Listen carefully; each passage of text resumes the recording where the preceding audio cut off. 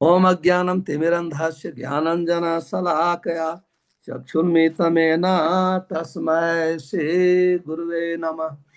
श्रीचैतन्यमनोभीष्टं स्थापितं येन भूतले स्वयं रूप कदा मह्यं ददाति स्वपदान्तिकं।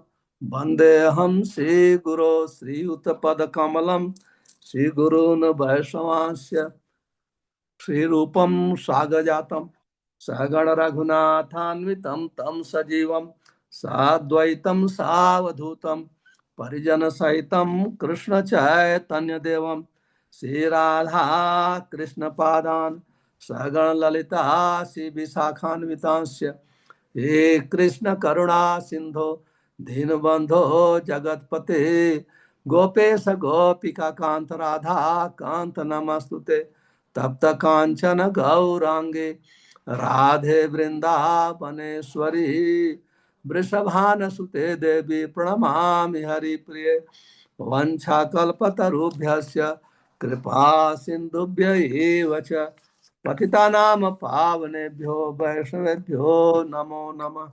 श्री कृष्ण चैतन्य प्रभु नित्यानंद श्री अद्वैत गदाधर शिवसादि गौर भक्त वृंद हरे कृष्ण कृष्ण कृष्ण हरे हरे हरे राम राम राम हरे हरे। सर्वप्रथम हम लोग छह गोस्वामियों के चरणों में प्रार्थना करेंगे।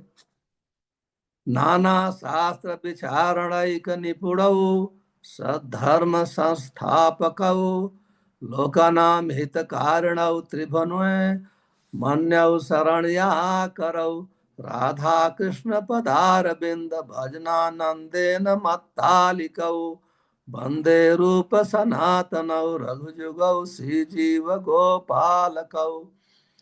मैं श्री सनातन गोस्वामी, श्री रूप गोस्वामी, श्री रघुनाथ भट्ट गोस्वामी, श्री रघुनाथ दास गोस्वामी, श्री जीव गोस्वामी तथा श्री गोपाल भट्ट गोस्वामी, इन छह गोस्वामियों को सादर प्रणाम करता हूँ, जो समस्त मानवों के लाभार्थ सनातन धर्म की स्थापना करने के उद्देश्य से समस्त शास्त्रों का आलोचनात्मक अध्ययन करने में परम निपुण है। इस तरह वे तीनों लोकों में सम आदरित हैं और शरण लेने के योग्य हैं, क्योंकि वे गोपी भाव में निमग्न रहकर राधा कृष्ण की दिव्य प्रेमा भक्ति में लगे रहते हैं। तो अभी हम लोग श्री प्रभुपाद जी के नेक्टर ऑफ डिवोशन से पढ़ेंगे। लेकिन इसके पहले की कक्षा में, गुरुवार की कक्षा में, रूप गोस्वामी ने भक्ति के अधिकार के अनुसार तीन प्रकार के भक्तों का वर्णन किया है: उत्तम अधिकारी, मध्यम अधिकारी और कनिष्ठ अधिकारी। अभी रूप गोस्वामी भागवत गीता के 7वें अध्याय के भगवान के वाणी के अनुसार चार प्रकार के भक्तों का जो वर्णन हुआ है वो अपने भक्त सम सिंधु में वर्णन करते हैं। तो मैं श्री प्रभुपाद जी का एक पैराग्राफ पढ़ता हूँ। नवदीक्षित या तृतीय श्रेणी का भक्त वह है, भगवत गीता में नवशिखीय भक्त का आगे भी वर्गीकरण हुआ है। उसमें कहा गया है कि चार प्रकार के लोग भक्ति शुरू करते हैं और अपनी अपनी तुष्टि के लिए भगवान के पास आते हैं। ये चार चार प्रकार के लोग हैं: आर्थ, अर्थार्थी, जिज्ञासु तथा ज्ञानी। चतुर्विधा भजन्ते माम जना सुकृतनो अर्जुन।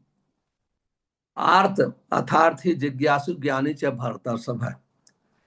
तो भगवान ने चार प्रकार के भक्तों का वर्णन किया है। जो एक तो आर्थ है, दुखी है। तो दुखी भक्तों में गजेंद्र का उदाहरण दिया है। इस प्रकार से गजेंद्र और घड़ियाल से नदी के पानी में युद्ध करते हुए बहुत दुखी हो गए थे और गजेंद्र ने प्रार्थना किया और भगवान गजेंद्र की प्रार्थना सुन करके गजेंद्र की आके रक्षा की। इसलिए कहा गया है विद्या गजेंद्र से का। विद्या में गजेंद्र के पास कौन सी विद्या थी? न तो स्कूल गए थे, न तो कॉलेज गए थे, न तो किसी कहीं भी के। वो हाथी का शरीर में भी पूर्व जन्म की सुकृति भक्ति के अनुसार, महात्माओं के संग के अनुसार जो उन्हें शिक्षा मिली थी वो याद थी, इसलिए उन्होंने प्रार्थना किया और भगवान ने उनके शब्द को भावम ग्राही जनार्दन अपना करके आके गजेंद्र की रक्षा किया। अथार्थी अथार्थी भक्तों में हम सब जानते हैं कि ध्रुव महाराज आते। तो इसलिए कहा, शास्त्र में कहा गया है वयम ध्रुवस्य का।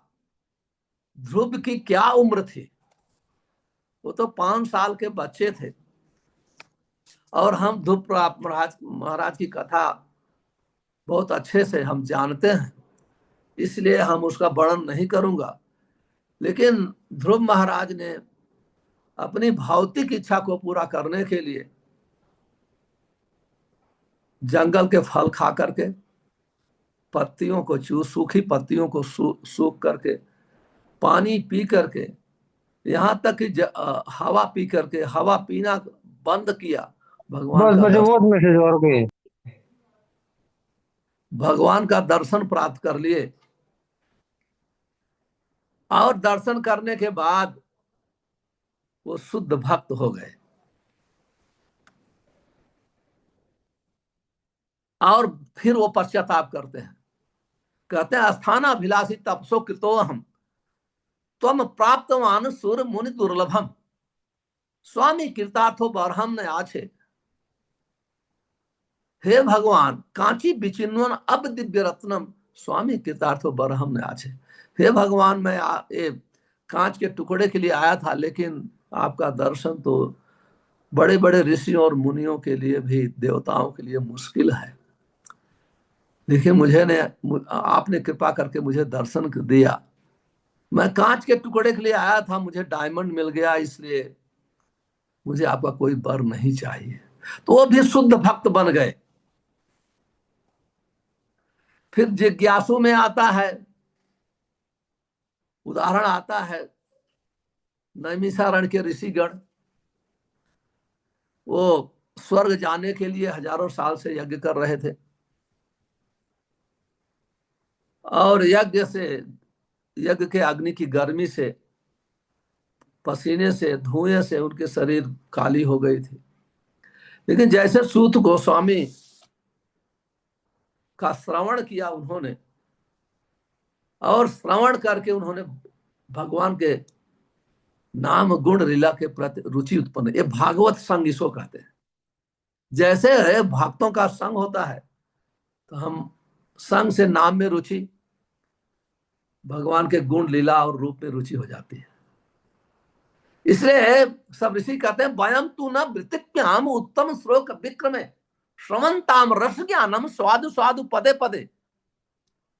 कहते हैं ऋषि, कहते हैं हो सूत गोस्वामी,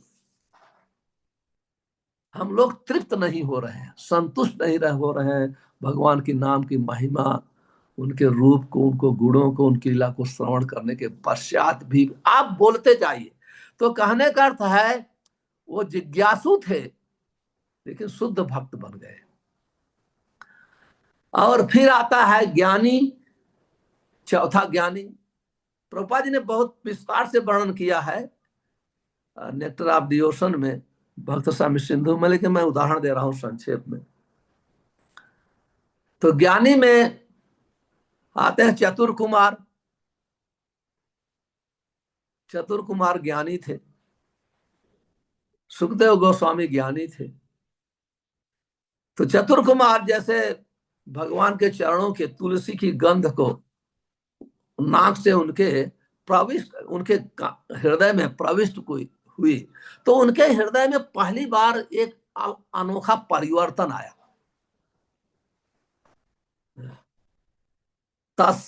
तस्यार बिंद नयन से पदार बिंद, कंचन के किल्क। कहते हैं कि जब वो भगवान के चरणों की तुलसी की गंध उनके नाक से हृदय में प्रवेश किया तो पहली बार वो हृदय में परिवर्तन देखा, आश्चर्यचकित हो गए। क्योंकि ज्ञानी का हृदय तो बहुत कठिन होता है, उनका हृदय पिघल गया भगवान के चरणों की तुलसी के सुगंध से।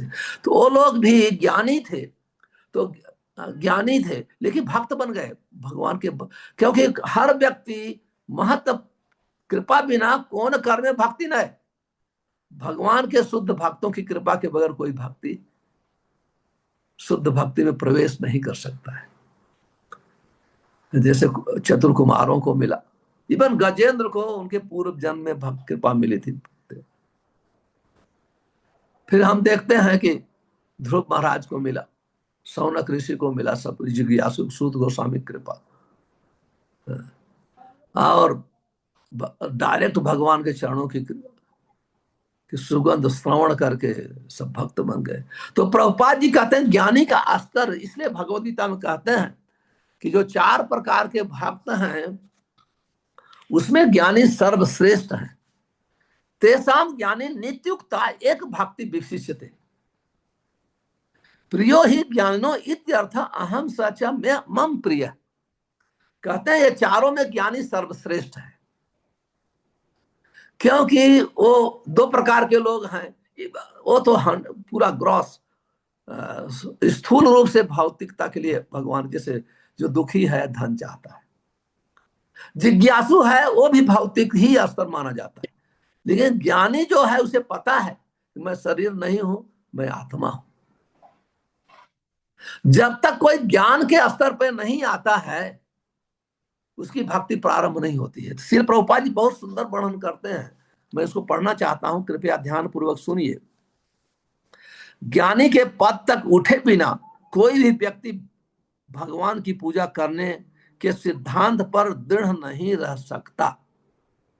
ज्ञान, फिर से दोहराता हूं, ज्ञानी के पद तक उठे बिना, इसका अर्थ है ये जानना चाहिए कि मैं शरीर नहीं हूं, मैं आत्मा हूं। आत्मा का संबंध भगवान के साथ है। शरीर का जन्म मां के गर्भ से होता है, मैं आत्मा हूं। तो जब आत्मा सोचता है तो भौतिक प्यास और भूख के लिए वो दौड़ता नहीं है।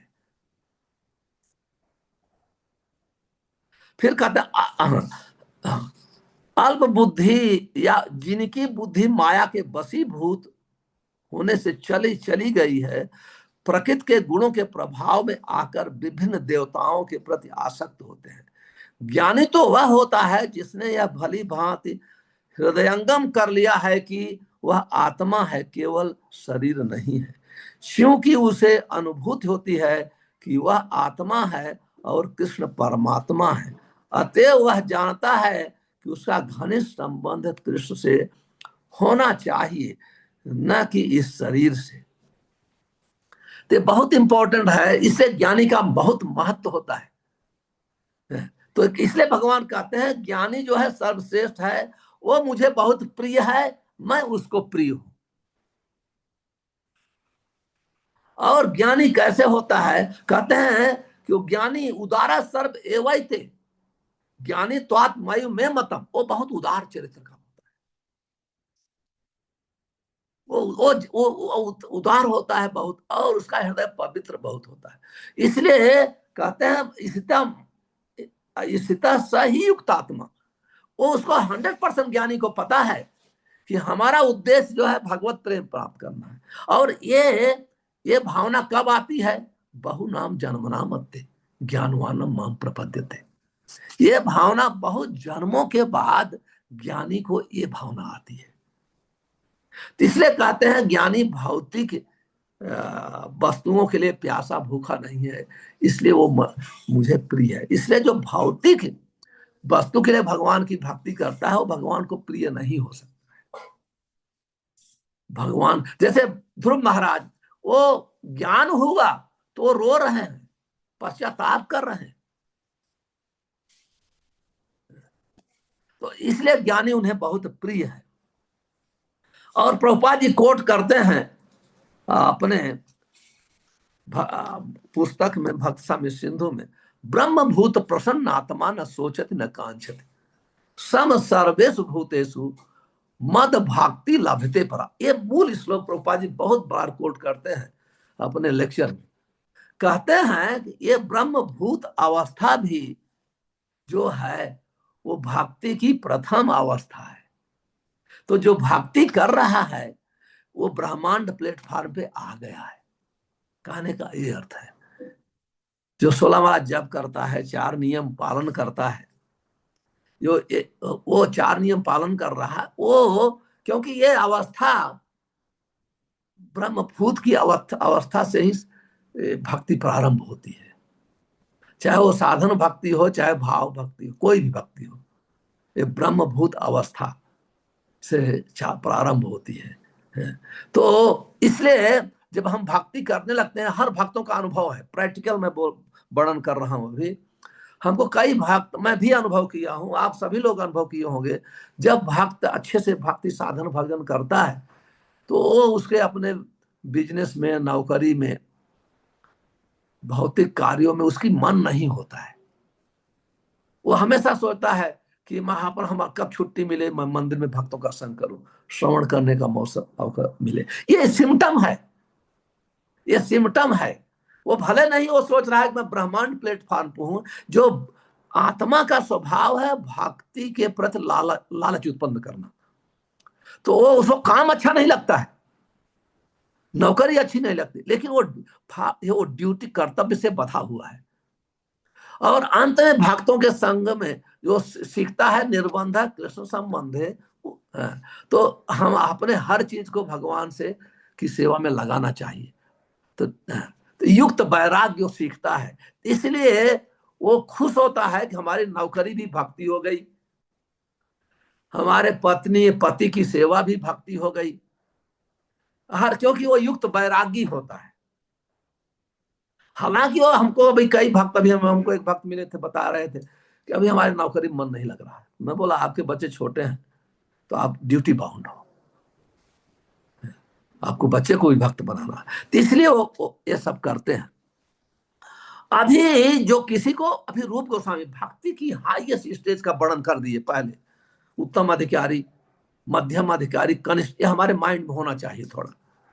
अभी इस अधिकार को प्राप्त करने की का बाधा क्या है, कौन चीज हमको रोकती है? जैसे हमारा, हम हरे कृष्ण महामंत्र बोनाफाइड है, शास्त्रों का मत है, हमारे पास बोनाफाइड आचार्य हैं श्रील प्रभुपाद जी, भक्तों का संघ है, तो हम जो शास्त्र में जो वर्णन किया है भक्ति का, कि महिमा का, और उस वो हम क्यों हमारे हृदय में उत्पन्न नहीं होता है, हमारा झुकाव क्यों नहीं होता है? इसलिए ऋषि रूप गोस्वामी हम लोग को बताना चाहते हैं, जो पीछे वर्णन कर चुके हैं, वो उसको कौन सी चीज उस प्राप्त करने के लिए बाधा है, रोक रही है हमको। तो इसलिए रूप गोस्वामी कहते हैं, दो चीज बताते हैं, भुक्ति और मुक्ति। भोग की भावना, भौतिक भोग की भावना, और भगवान से एक होने की भावना, ये सब दो चीजें बहुत खतरनाक है, बहुत डेंजरस है। अभी कहते हैं, श्लोक बोलते हैं, भुक्ति मुक्ति स्पृहा यावत पिशाची हृदय वर्तते। और इसको, ये भावना को, भुक्ति को मुक्ति को पिशाची नहीं कहा, ये जो भावना को पिशाची कहा है, ये भावना को पिशाची, पिशाची मतलब विच कहते हैं इंग्लिश में, विच, तो उसको पिशाची कहा है। कहते हैं जब तक हमारा हृदय भोग की भावना से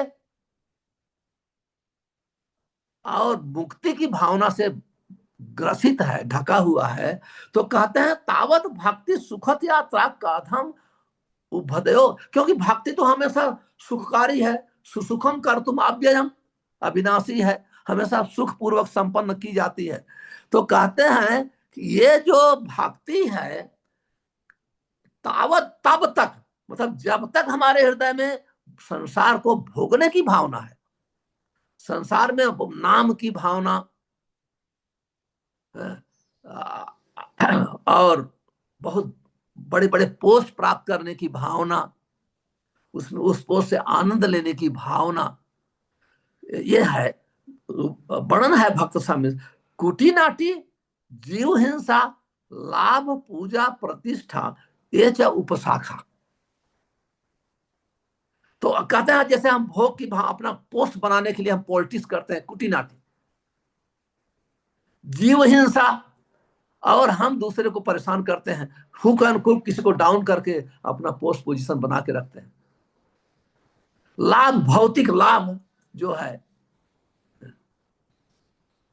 पूजा मतलब हमको बहुत हमारा सब सत्कार करें, हम बहुत बड़े महान जीबीसी हैं, गुरु हैं, प्रेसिडेंट हैं, बड़े प्रचारक हैं, तो हमारी उसी प्रकार से पूजा होनी चाहिए।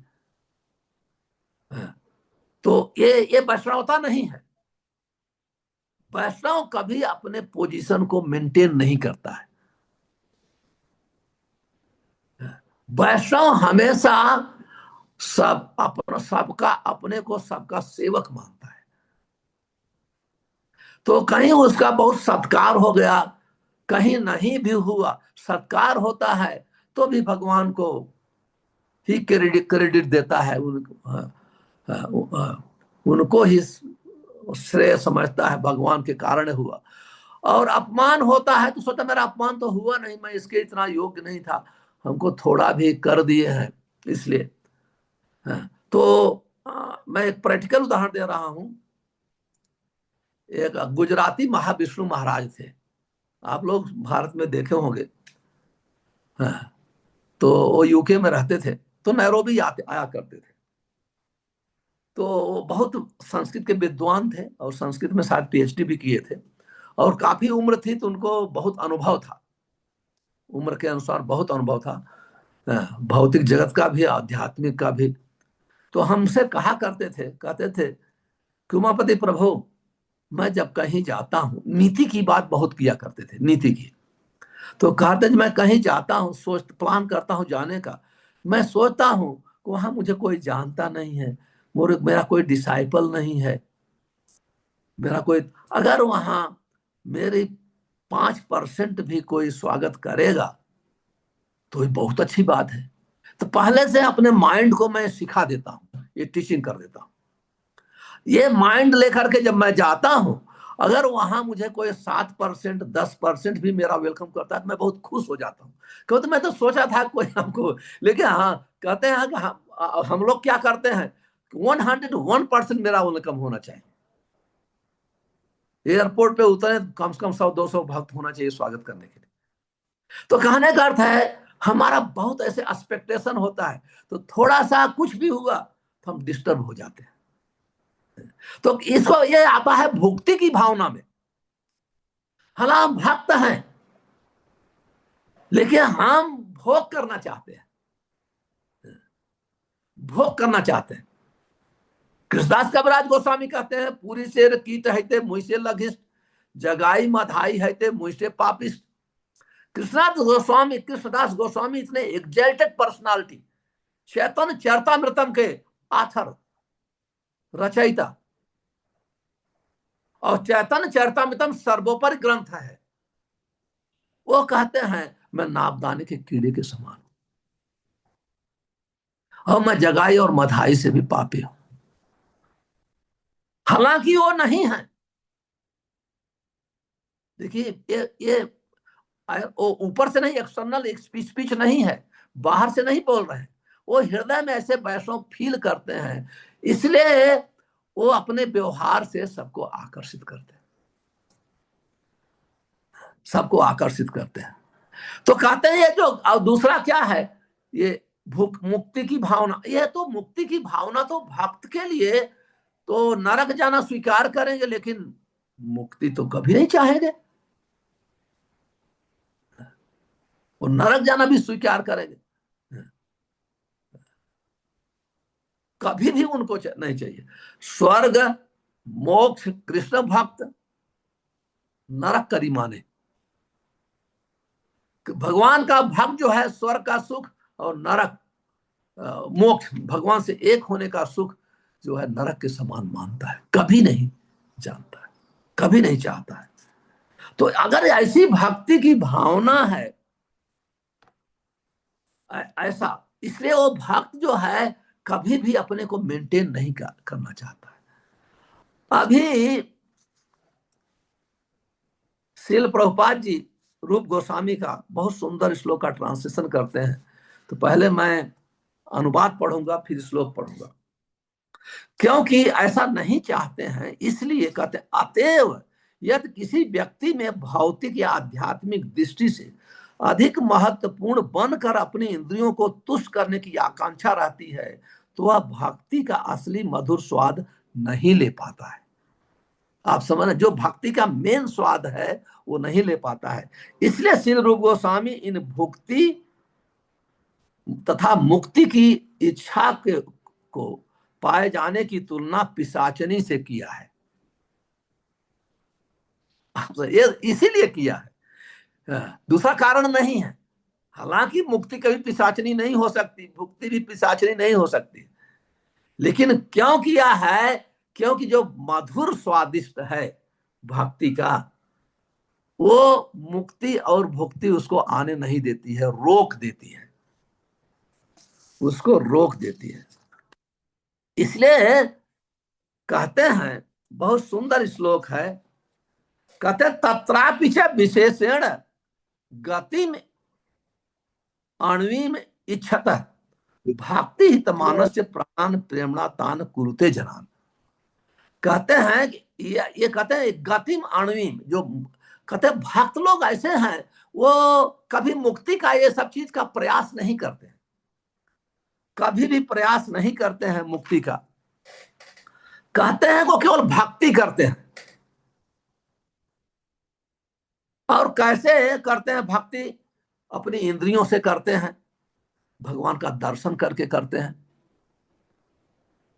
भगवान के रूप का दर्शन करके, भगवान के गुणों का याद करके, भगवान के नाम का जप करके। अभी देखिए यहाँ का है कि भक्त में मान लीजिए कोई ज्ञान नहीं है, यहाँ रूप गोस्वामी बता रहे हैं, अगर मान लीजिए भक्त अज्ञानी है, उसे कोई ज्ञान नहीं, पहले तो बता दिया ज्ञानी बहुत प्रिय है। अभी रूप गोस्वामी भक्ति की वास्तविक महिमा का वर्णन कर रहे हैं।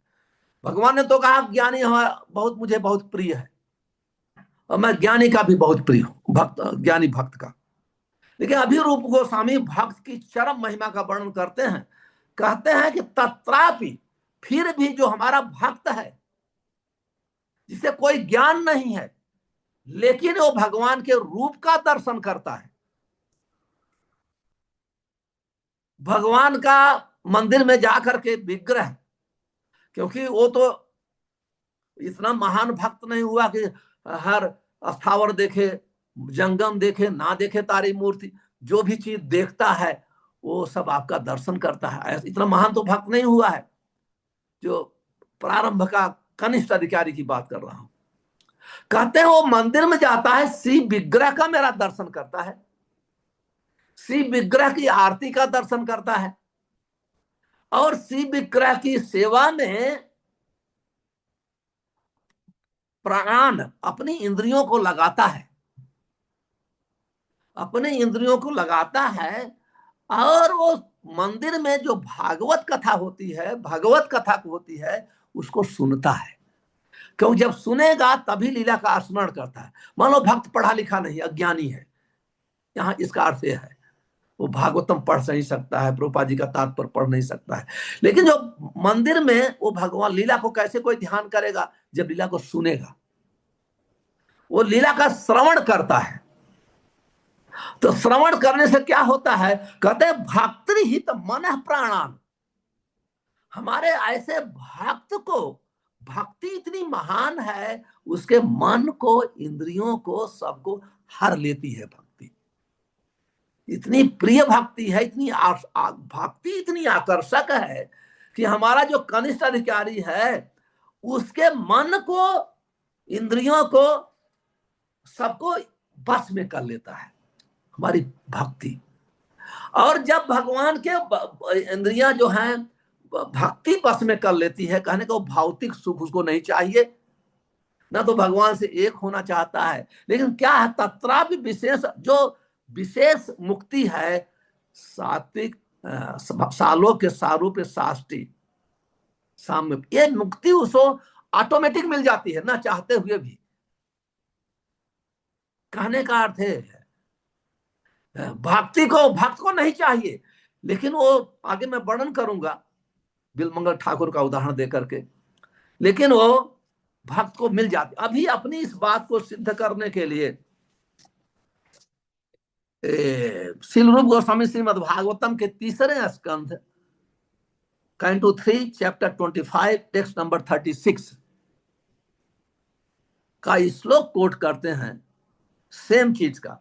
तदर्शनई अनिवई उदार विलास विलास हास इक्षित वाम सूक्तई हित आत्मनो हित प्राणास भक्ति अनिच्छतो इत अणवीम प्रयुक्ते। कहते जो हमारे भक्त हैं, ये भगवान जो हैं, ये श्लोक स्वयं भगवान उद्धव को बोल रहे हैं, स्वयं उद्धव को ये श्लोक उद्धव के प्रति कह रहे हैं। कहते जो मेरा भक्त है, भक्त है, कहते तद दर्शन, वो मंदिर में हमारे विग्रह का दर्शन करता है। कहते हैं कि वो भगवान का दर्शन आध्यात्मिक वैकुंठ में होता है, लेकिन यहां जो भक्त की बात कह रही है जिसे कोई ज्ञान नहीं है, तो मंदिर में हमारे विग्रह का दर्शन करता है, हमारे चरण के में अर्पित किया हुआ फूल और तुलसी का सुगंध लेता है, और चरणों की कमलवत चरणों की सेवा में लगा रहता है, लगा रहता है। और विलास भगवान की लीलाओं को सुनता है। भगवान के वो भक्त ऐसा बहुत उदार होता है, जब तक कोई उदार नहीं होता है ऐसे हो नहीं, वो श्रवण नहीं करेगा, दर्शन नहीं करेगा, कहते हैं। और वो भगवान के कमल नयन का भी दर्शन करता है। इस प्रकार से जब दर्शन करता है हित आत्मनो, ये दर्शन जो है भगवान भक्त के इंद्रियों को पवित्र करके अपनी तरफ आकर्षित कर लेते हैं। इसलिए देखा जाता है कि अज्ञानी भक्त की इंद्रियां दर्शन के लिए इतना तीव्र होती हैं कि जो ज्ञानी भक्त होते हैं वो तो ज्ञान के लिए तीव्रता होती है, भागवत पढ़ के कोट करेंगे करेंगे। जो ऐसे भक्त होते हैं उसमें बहुत तीव्रता आ जाती है, तीव्रता, वो दर्शन करना चाहते हैं, दौड़ तेजी से दर्शन आएंगे, दौड़ते हुए मंगल आरती का दर्शन करेंगे, सेवा करेंगे, सब बहुत उत्साह के साथ भाग लेते हैं, भाग लेते हैं। तो कहते हैं कि अनिच्छतो, अगर वो नहीं चाहेंगे भी, वो नहीं चाहेंगे तो भी उनको भगवान मुक्ति दे देते हैं। वो भी ये खोने की मुक्ति नहीं, जो भक्ति के लिए उपयोगी मुक्ति है। इसलिए शिल प्रभुपाद जी लिखते हैं, मेरे शुद्ध भक्त मेरे विभिन्न रूपों, मेरे मुख के सौंदर्य, मेरे मोहक शरीर की रचना को देखकर मोहित हो जाते हैं। हम लोग देखते होंगे, आप लोग देखते हैं, स्पेशली माताओं में बहुत गुण होता है। हम देखते हैं सुबह दर्शन आरती जब होती है सुबह सुबह, तो जो वैष्णवी हैं, वैष्णव लोग तो हैं तुरंत ही वो परिक्रमा करने लगते हैं गुरु पूजा के साथ, प्रभुपाद जी के साथ। लेकिन वैष्णवी है, मैं देखता हूँ नैरोबी में भी, वो भगवान के प्रॉपर दर्शन करती, खड़ी हो जाती हैं साथ, और एक दूसरे की चर्चा करती हैं, देखो ये ऐसे है, ये इतना अच्छा है, ये कपड़े ऐसे हैं, इनका दागिना ऐसे। ये साधारण बात नहीं है। आप श्रीमद् भागवतम पढ़ेंगे, जब भगवान जा रहे थे हस्तिनापुर से द्वारिका, जो नारियां सोशल सामाजिक परिस्थिति उनका डायरेक्ट संबंध नहीं था, छत पे चढ़ करके वही भगवान का जो चर्चा कर रही हैं, और चर्चा जो है भागवत के समान है। वो चर्चा से भगवान का भगवान को आकर्षित किया, भगवान का ध्यान आकर्षित किया। तो सेम चीज है यहां जो वर्णन है। कहते हैं कि मेरे मेरे मोहक शरीर की रचना को देखकर मोहित हो जाते हैं। भगवान के शरीर कितना सुंदर है, उनका विग्रह कितना सुंदर है। मेरी हंसी, मेरी लीलाएं था चितवन उन्हें इतनी सुंदर लगती है कि उनके मन सदैव मेरे विचारों में तल्लीन रहते हैं। वे अपने जीवन मुझे पूर्णतया समर्पित कर देते हैं। समर्पित, वृद्धा अवस्था तक ये भावना रहती है, वो बनी रहती है, बनी रहती है। तो इसलिए प्रभुपाद जी लिखते हैं कि भक्तों को यह भी होना चाहिए, अगर लीला का स्मरण करना है तो श्रवण करना चाहिए, श्रवण करना चाहिए। मान लीजिए पढ़ नहीं सकता है, कुछ भी अवस्था है, लेकिन इसलिए इस्कॉन के टेम्पल में सुबह शाम भगवदगीता भागवतम भागवतम और भगवदगीता की हमेशा कथाएं चलती रहती हैं, तो श्रवण करना चाहिए। तो श्रवण करने से लीला का हमेशा स्मरण हो सकता है, हो सकता है। अभी रूप गोस्वामी वर्णन करते हैं, बहुत सुंदर वाक्य है। अतः कृष्ण चरणाम भोज सेवा निवृत्त चेत सा ऐसा मोक्षाय भक्ता नाम ना कदाचित स्पृहा। अतः कृष्ण चरणा भोज, जिसने भगवान कृष्ण के चरणों की सेवा में लगा है, दर्शन करना चरणों की, अगर चरणों का दर्शन करते हैं वो भी सेवा में ही माना जाता है। चरणों का फूल का सुगंध लेते हैं वो भी सेवा में ही माना जाता है। इस प्रकार से जो सेवा में लगा है, तो कैसे हो सकता है कि हृदय में भगवान से एक होने की भावना उत्पन्न हो?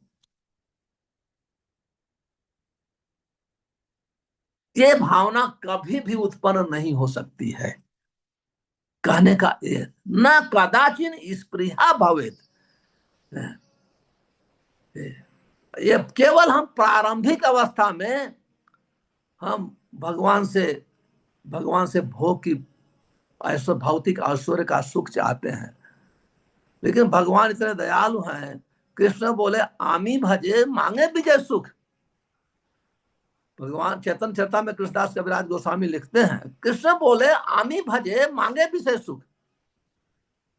जो मेरी भक्ति करता है, मेरा भक्त और अपना विषय सुख मांगता है, अपने दुख को दूर करना चाहता है और बहुत चीजें, कष्टों को दुख और आर्थिक समस्या का समाधान चाहता है। कहते हैं आमी विज्ञ यही भक्ते विषय ना दीबा। कहते हो मैं तो विज्ञ हूं, वेदा हम समातीतन वर्तमान च अर्जुन, मैं सब कुछ जानता हूं, हर चीज जानता हूं, हर हर सबके हृदय में हूं, कण कण में हूं। लेकिन कहते हैं कि हम जानता हूं, जैसे कोई आपका छोटा बच्चा है, आपके चाकू के लिए रोता है, तो आप चाकू कभी नहीं देंगे, क्योंकि चाकू दे देंगे तो अपनी उंगली काट लेगा। और चाकू उसी प्रकार से जो जिसको भौतिक सुख चाहिए वो चाकू के समान है। भौतिक सुख हमारी आध्यात्मिक भावना को ढक देता है। ये तो हम लोग नहीं चाहते, हम लोग तो जानते हैं कि हमको ज्ञान नहीं है। हम जानते हैं कि हमको भगवान के मंदिर में जाएंगे तो हमारा दुख दूर हो जाएगा। हालांकि जब भक्ति होती है तो ऑटोमेटिक दुख दूर हो जाएगा, ऐसा नहीं कि नहीं होता, होता ही है। पहले हम लोग ने सुन चुके क्लेशाग्नि। लेकिन जब भगवान कृष्ण का प्रश्न आता है तो कहते हैं, कृष्ण बोले आमी भजे, अगर कोई मेरी भक्ति भजे करता है, भक्ति करता है और साथ में विषय सुख मांगता है, वो क्यों मांगता है? क्योंकि अज्ञानी है, उसे ज्ञान नहीं है। जैसे बच्चे को ज्ञान नहीं है, कभी कभी चाकू के लिए रोता है, लेकिन मां को तो ज्ञान है, चाकू दे दूंगा तो उंगली काट लेगा। कहते हैं इस उसे ज्ञान नहीं, इसलिए विषय सुख भोग को मांगते। जैसे ध्रुव महाराज रोने लगे, पत्ते तक चूसे हवा पी के रहे भौतिक सुख के लिए, पोस्ट के लिए, लेकिन जब समय आया लेने के लिए तो रोने लगे। तो कहने के अज्ञानता में वो मांगते थे। इसे ध्रुव महाराज कहते हैं, भक्ति मोह प्रवहताम त्वयि में प्रसंगे। जब वो भगवत प्राप्ति के पश्चात वो प्रार्थना करते हैं भगवान को, कहते हैं कि हे भगवान मुझे तो वहां हमको भेज दीजिए भक्ति मुह पर, जहां भक्तों के मुख से हमेशा आपके नाम गुण लीला का गान हो रहा है, आपकी कीर्ति का वर्णन हो रहा है। हमको वहां आप भेजिए, मैं वहां जाना चाहता हूं। वहां सभा जयंते मम पौरुष, जहां लोग आपकी महिमा का वर्णन कर रहे हैं, मैं जाके सुनना चाहता हूं। पहले अज्ञानी थे तो ये भौतिक पोष चाहते थे, जब उन्हें ज्ञान हुआ तब वो चाहते नहीं नहीं हमको नहीं चाहिए। तो वही कर रहे हैं कि कृष्ण बोले आमी भजे मांगे विषय सुख, क्योंकि वो अज्ञानी है, वो विषय सुख मांगता है। आमी बुक, मैं तो ज्ञानी हूं, मुझे तो सब पता है, लेकिन यही मूर्ख है, लेकिन मेरा भक्त मूर्ख है, इसलिए मैं उसे, जैसे माँ कभी चाकू बच्चे को नहीं देती है, इसलिए भगवान कहते हैं मैं विषय सुख उसको भुलवा देता हूं, ऐसा अरेंज करता हूं कि विषय सुख भूल जाए। वो क्या होता है, जब थोड़ा विषय उसको मिलता है और दुखी हो जाता है, और दुखी हो, जैसे आप देखिए, आप साधारण रूप से भक्ति कर रहे हैं कोई भी दशा में, चाहे आप जैसे भी जो स्थित है, लेकिन वो स्थिति से भौतिक सुख एकाएक बढ़ता है, तो आप भक्ति चारों तरफ से आपके पास लोग आ जाएंगे, आपकी महिमा का गान करने लगेंगे। आपके पास जैसे कम होता जाएगा धन, तो वो केवल अच्छे भक्त ही आपके पास आएंगे। मान लीजिए आप जो सिचुएशन वर्तमान समय में आप भक्ति कर रहे हैं, अगर वो सिचुएशन से अगर आप बहुत आगे बढ़ते हैं धन में, संपन्नता में, मान में, तो आपको लोग भक्ति नहीं करने देंगे। लेकिन जब आपके पास वैराग्य आता जाएगा तो लोग आपके पास वही अच्छे लोग आएंगे, उनके साथ आप श्रवण करेंगे, कीर्तन करेंगे। तो कहने का था जैसे ही हमारा भौतिक सुख बढ़ता है, लेकिन अलग अलग भक्तों का कोई जो है, जब भगवान देते हैं किसी को भौतिक सुख तो उसको देते हैं जो, जैसे माँ जो है चाकू बच्चे को तभी पकड़ाएगी, उसको 100% पता होगा ये बच्चा मेरा अपनी अंगुली नहीं काटेगा। उसी प्रकार से भगवान जब उसको देते हैं कि ये नहीं, भौतिक सुख से इसकी भक्ति डाउन नहीं होगी, जितना उसको भौतिक हम ऐश्वर्य देंगे मेरी सेवा में लगाता रहेगा, तो वो भौतिक सुख उसको बाधक नहीं है, प्रचार में लगाएगा, मिशन बढ़ाएगा, आप समझ रहे। लेकिन जब पता चलेगा, भगवान को तो पता है कि अगर बहुत ज्यादा दे दूंगा तो हमको भूल जाएगा, तो भगवान नहीं देते। तो क्या देते हैं, उसके हृदय को पवित्र कर देते हैं, तो भौतिक सुख भूल करके अपना चरण देते हैं। स्वचरणा मत दीबा, विषय भूलेगा। वो अपना चरण देते हैं, भगवान अपने चरणों की सेवा देते हैं। और भौतिक भाव इसलिए कहा गया है भक्ति परेशान भव विरक्ति अन्यत्र से आप, जब हम भक्ति करते हैं तो भक्ति का हमको अनुभव होता है, और अनुभव से भौतिक वस्तुओं के पास अनासक्ति होती है, हम आसक्त नहीं होते हैं। इसका अर्थ नहीं है कि हम कार्य बंद कर देते हैं, अनासक्त होकर के हम कार्य करते हैं। आसक्ति बस जैसे बच्चों की सेवा है, अनासक्त वैष्णव बनाना है। ऐसा कोई कोई लोग इतने आसक्त होते हैं अपने बच्चों में कि उनके बच्चे दुर्गुण आ रहा है, लेकिन उसको ऊंची आवाज में बोलते भी नहीं है। अगर पिता बोलेंगे, माँ जब आके बोलेगी हाँ अपने बच्चे को क्यों ऐसे बोल रहे हैं, हाँ। अगर माँ कभी बोलेगी, पिता आ सकते हैं, तो पिता माँ को बोले, अपनी पत्नी को बोलेंगे ऐसे क्यों बच्चे को परेशान कर रहे हैं। तो इसको आसक्ति कहते हैं। तो जब भक्ति व्यक्ति भगवान कृष्ण में आसक्त होता है, तो दूसरी भौतिक आसक्तियां भी कृष्णमय हो जाती है, क्योंकि भगवान की कृष्ण की सेवा में सब लगाता है। निर्बंध कृष्ण संबंधे युक्त वैराग्य उचित। इसके बाद इसी चीज को सिद्ध करने के लिए रूप गोस्वामी श्रीमद् भागवतम से तीसरे स्कंद के चौथा अध्याय 15 नंबर का श्लोक, फिर तीसरे स्कंद के 25 अध्याय के 34 नंबर का श्लोक, फिर तीसरे स्कंद के 29 अध्याय के 13 नंबर का श्लोक, चौथा fourth kind to 9th chapter 10th number श्लोक का कोट किए हैं। और फिर श्रील प्रभुपाद जी तात्पर्य में लिखते हैं कि चैतन्य महाप्रभु इसीलिए, क्योंकि भक्ति की का सुख इतना महान है, इससे चैतन्य महाप्रभु कहते थे कि न धनम न जनम न सुंदरीम कविताम वा जगदीश काम है मम जन्मनि जन्मनि सरे भक्ति अहेतुकी त्वयि। अहेतुकी भक्ति मांगते थे, क्योंकि भक्ति का अहेतुकी भक्ति का सुख इतना महान है। इसलिए कहते थे कि हमको ज्यादा फॉलोअर नहीं चाहिए, हमको धन नहीं चाहिए, हमको सुंदरी नहीं चाहिए, क्योंकि भक्त ये संसार में ये चीजें बहुत सुखकारी है। धन में बहुत सुख है। धन के लिए लोग अपना जान गंवा देते हैं, स्मगलिंग करते हैं, क्या चोरी कर लेते हैं, बेईमानी अपने परिवार का, पति पत्नी से भी चोरी कर लेते हैं। आप देखेंगे ना, धनम जन्म, धन से भी ज्यादा सुख जन्म में है, हमारे इतने फॉलोअर हो, और सुंदरी में बहुत सुख है। लेकिन चैतन्य महाभक्ति का सुख इतना महान है कि हमको नहीं चाहिए, हमको जन्म मुक्ति भी नहीं चाहिए, इसे कहते हैं जन्म जन्म।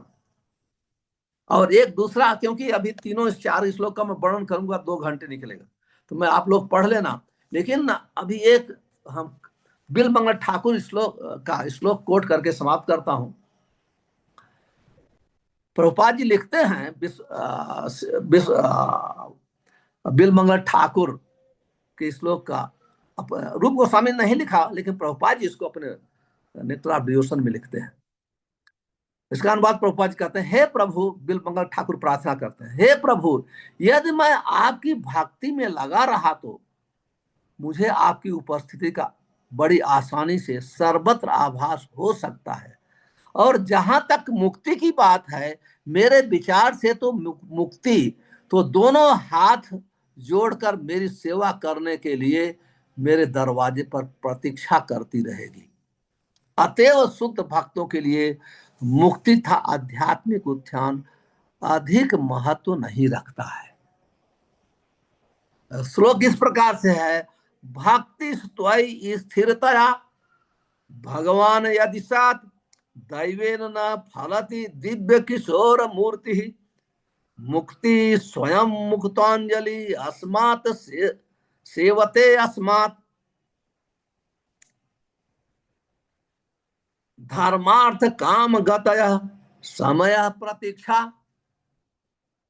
बिलमंगल ठाकुर कहते हैं, भक्ति तो जब हमारी भक्ति स्थिरतया, जब हमारी भक्ति में हम लोग स्थिर हो जाते हैं, कहने का अर्थ है हमको न तो कोई चीज डगमगा नहीं सकती है।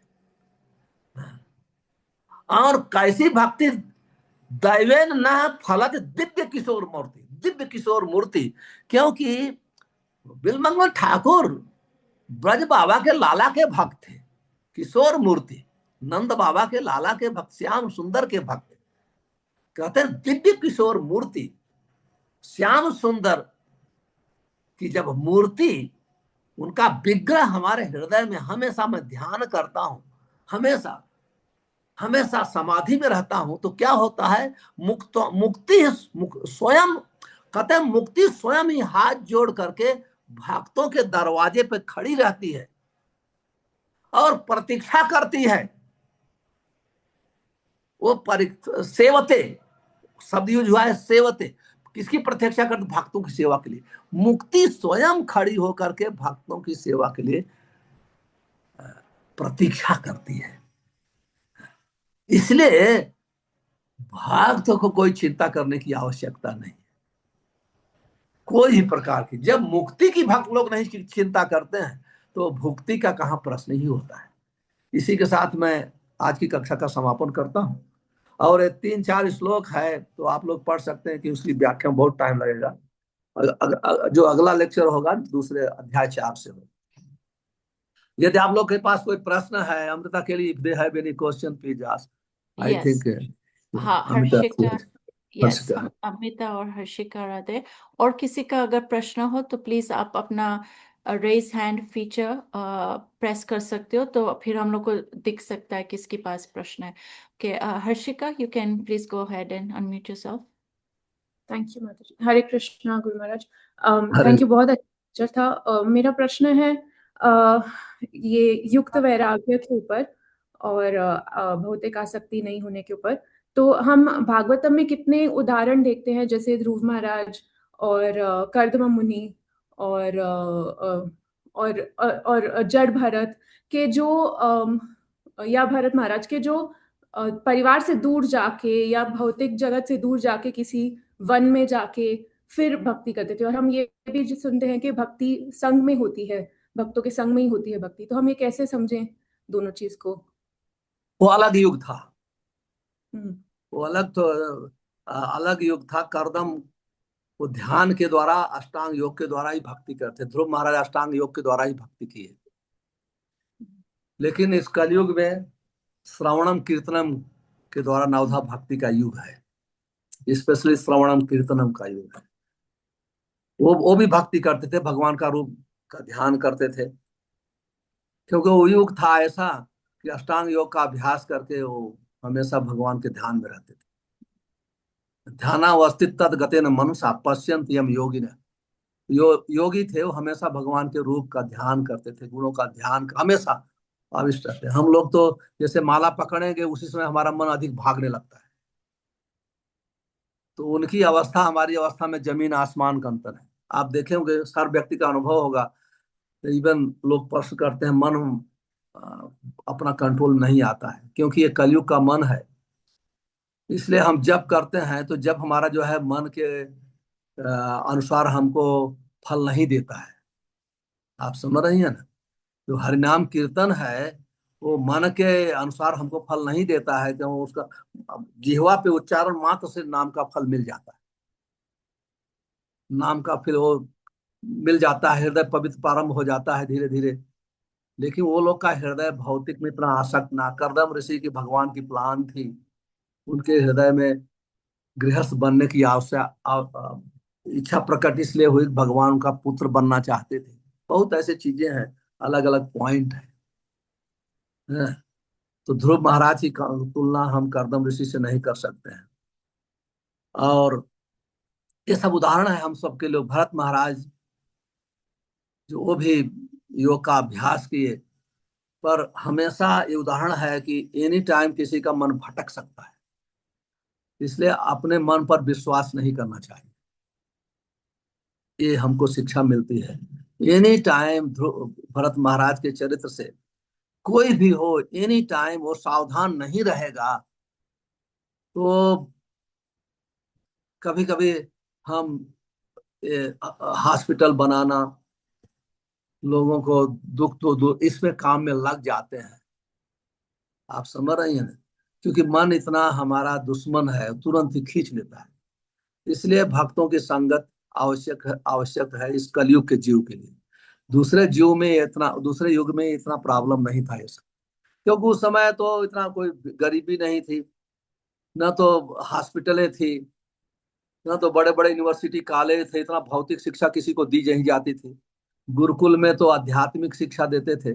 आध्यात्मिक शिक्षा ऑटोमेटिक जो भौतिक शिक्षा फॉलो करती है। तो उस समय युग अलग था, और इसलिए इस कलयुग कलो कहा गया, कले दोष निधे राजन अस्त को महान गुड़ा कीर्तना देव कृष्ण से मुक्त संगम पर जम गए। कहा गया कलयुग में हरिनाम कीर्तन करने से व्यक्ति मुक्त हो जाता। स्पष्ट हो गया दर्शिका? Yes Guru Maharaj, thank you so much. तो अमृता, कोई और उठाया है हाथ? एक लड़की है, गर्ल्स, वो पूछ सकते हैं। कोई हाथ उठाया है? एक दूसरा कोई अनम्यूट करके इरा। हरे कृष्णा महाराज और सादर प्रणाम। महाराज, मेरा ये प्रश्न था कि जैसे आपने वर्णन किया कि जो डीटी वर्शिप करते हैं वो कैसे भगवान में उनका मन रत होता है, और वो अन्य किसी जब वो डीटी वर्शिप करते हैं तो जैसे वो भगवान के अंगों को स्पर्श करते तो अन्य किसी चीज को स्पर्श करने की इच्छा भी उनमें उत्पन्न होती। और फिर जैसे वो भगवान की सेवा करते तो हमें मतलब भगवान तभी प्रसन्न होते जब उनके भक्तों की, प्रिय भक्तों की सेवा करी जाए। तो हमें जैसे भगवान के प्रिय भक्तों की सेवा किस प्रकार से करनी चाहिए या किस भाव से करनी चाहिए, और हम मतलब सेवा करते हुए उस अपराध से कैसे बच सकते हैं? अब देखिए, जो भगवान के प्रिय भक्तों की सेवा करना चाहता है वो उच्च कोटि का भक्त है। कनिष्ठ अधिकारी जो है वो केवल डीटी की सेवा करना चाहता है। जो मैंने वर्णन किया कनिष्ठ का, तो कनिष्ठ अधिकारी केवल, भगवान इतने भक्ति इतनी महान है, कनिष्ठ अधिकारी को भी डीटी का दर्शन करने करके, सेवा करके, उसके अंगों का स्पर्श करके, भोग लगा करके वो वो अपने हृदय को पवित्र कर लेता है। उसके मन, भक्ति मन को शुद्ध कर देती है। वो भक्ति की उच्च अवस्था को प्राप्त कर लेता है। उसका एक पार्ट उत्तर ये था। अभी दूसरा आपने जो पूछा, भगवान के प्रिय भक्तों की सेवा करना कैसे चाहिए, उसका श्रवण करने के द्वारा। भक्त का आदेश करना, देना, पालन करना ही सबसे महान भक्त की सेवा है। जो आदेश को छोड़ करके सेवा करना चाहता है वो भ्रमित हो जाता है। वो प्राकृतिक प्लेटफॉर्म पर सेवा करता है। जो वो आध्यात्मिक जीवन में प्रगति करना उसको बहुत आसान, धीरे धीरे होता है। वो भक्त की कृपा मिलती है, लेकिन जो भक्त के आदेश को मानता है वही भक्त की वास्तविक सेवा है।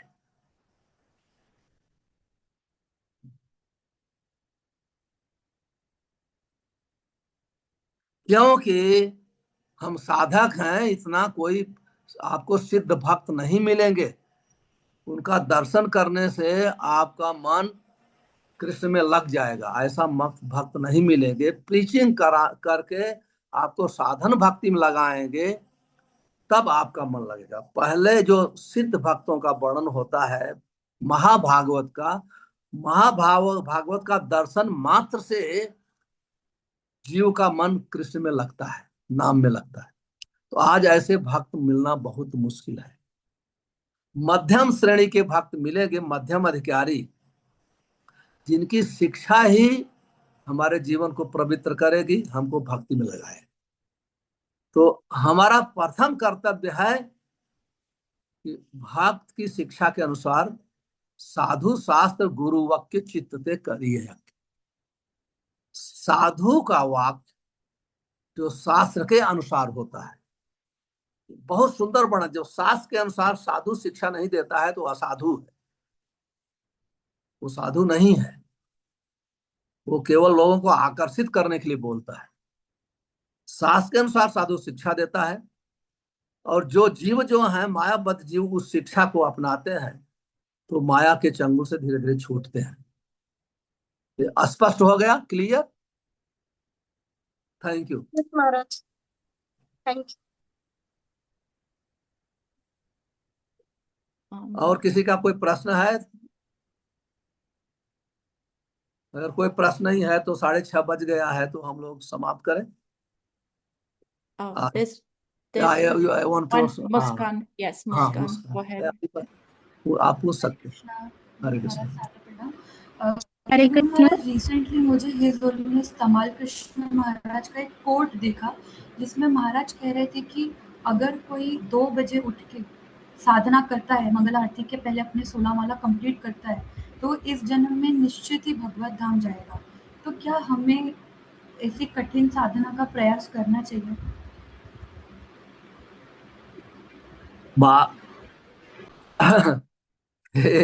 ये आपके समय के अनुसार है। माला जितना अधिक अर्ली कर लिया जाए अच्छा है। अगर ये कोई हार्ड फास्ट रूल्स नहीं, महाराज वहां बोलते हैं यदि कोई, ऐसा नहीं बोलते हैं सबको करना चाहिए। आप समझ रही हैं कि नहीं? ये अगर कोई करता है तो बहुत अच्छी बात है। अगर मंगल आरती के पहले 16 माला करता है तो मंगल आरती उसकी और अच्छी होगी। तो उसमें दोष नहीं है। अगर कोई कर सकता है तो करिए, क्योंकि टीचर जो हैं पहले ABCD करना सिखाते हैं। प्रभुपाद जी तो गुरु महाराज 64 राउंड बोले थे। अगर 64 राउंड का बोला जाए तो कोई भक्ति नहीं करेगा। प्रभुपाद जी 16 माला पे आए, तो 16 माला पे आए। एटलीस्ट वो भी इतना 16 माला हमारा अगर गुरु पूजा के पहले कर लिया जाए तो बहुत भाग्यशाली भक्त है। लेकिन कभी कभी हम 16 माला 16 बार में 16 बार 8 बार ब्रेक लेके करते हैं। तो जिसकी जैसी स्टेज है, अगर आप कर सकते हैं बहुत सौभाग्यशाली हो, करना चाहिए। अगर आप नहीं कर सके, क्योंकि आपको जॉब करना है, एक बहुत चीजें होती है ना आप, इसलिए प्रभुपाद जी ने बहुत दयालु थे, इतने दया प्रभुपाद जी इतने कृपा बरसाया है कि 16 माला पे ला दिया, और टाइम भी फिक्स नहीं किया कि आप 24 घंटे में 16 माला करिए। लेकिन हमको इसका एडवांटेज नहीं लेना चाहिए, हमको धीरे धीरे जो हिज होलीनेस तमाल कृष्ण महाराज ने बताया है परम पूज्य, वो बहुत अच्छी बात बताया है।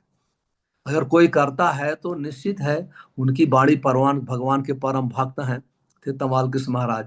अगर वो 16 माला बोले हैं, दो मंगल आरती के पहले कोई कर लेता है, तो उनकी बाणी तो सत्य होगी, उसमें कोई दोष नहीं है। और कोई सब लोग करना चाहते हैं तो अच्छी बात है, मुझे कोई ऑब्जेक्शन नहीं है। ठीक है, क्या मैं इसमें थोड़ा एक स्टेप और आगे पूछ लूं? हाँ हाँ, अगर आपके पास सहमत हो गुरु महाराज, तो क्या हमें अगर हम प्रयत्न करते हैं तो उससे गुरु और कृष्ण प्रसन्न होते हैं ना, तो यही 100% धीरे धीरे फेल होते होते वापस कोशिश करते ये करते क्या इससे हमारा स्पिरिचुअल एडवांसमेंट ज्यादा? 100% ये जो आप बोल रही ना, यही साधन भक्ति का लक्षण है। प्रयास करना ही साधन भक्ति है। अगर आप जो प्रयास नहीं करता तो राग भक्ति में है। जिसका मन बगैर प्रयास का लगा है वो राग भक्ति में है, और जो प्रयास कर रहा है वो साधक है, वो विधि भक्ति का अधिकारी है।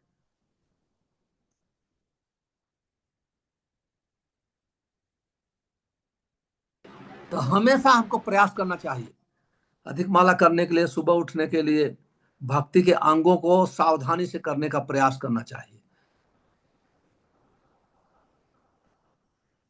ये जो बहुत सावधान भक्त होते हैं उनका लक्षण है, वो प्रयास करते हैं।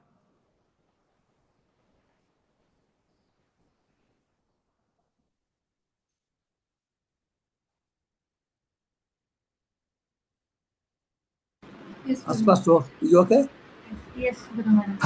थैंक यू बहुत बहुत बहुत धन्यवाद। तो और कोई प्रश्न है? नहीं है तो हम अभी समाप्त करेंगे। हम हमारे साथ जो अंकित जी थे, मैंने मैसेज भी भेजा था, उनका एक्सीडेंट हो गया कल शाम को, मोटर स्कूटर से जा रहे थे, कुत्ता आ गया बीच में। तो अच्छा, वो बहुत ज्यादा तो ठीक है, हॉस्पिटल में है, फिर भी हम लोग हरे कृष्ण महामंत्र के साथ, हरे कृष्ण महामंत्र के द्वारा उनके लिए प्रार्थना करेंगे, जिससे वो जल्दी आ जाए, हमारे ग्रुप में फिर से जुड़े। हैं? तो सब लोग बोलिए हमारे साथ, हरे कृष्णा हरे हरे कृष्णा कृष्णा हरे हरे, कृष्णा कृष्णा हरे हरे राम हरे हरे राम हरे राम राम राम हरे हरे। राम हरे। मैं आशा करता हूँ आने वाले गुरुवार को फिर से पुनः मिलन होगा, और फिर हम चौथे अध्याय पर डिस्कस चर्चा करेंगे। हरे कृष्ण। हरे